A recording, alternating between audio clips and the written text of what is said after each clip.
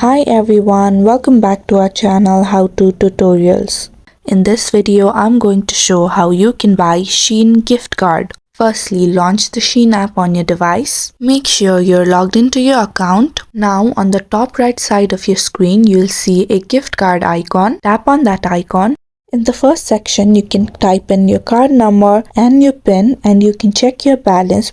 You'll also see options of best sellers, select a gift card, and now you'll be redirected to a page where you can design your own gift card and also select the amount. Now in the To section, type the recipient's email address. Here I'm going to type my own email address because I want the gift card to be shipped to me. Then in the From section, enter your name. You can also add a message in the Add a Message section below. Make sure you don't exceed 250 characters on your message. Just below that, you can see a circled icon. By tapping that icon, you will be agreeing to the terms and conditions of the Shein's gift card along with its privacy policy. Similarly, tap on the checkout button and you'll be redirected to the page of adding your shipping address. Firstly, enter your country name, your first name, your last name, and then add your phone number. You'll also have to add your state or province along with the city.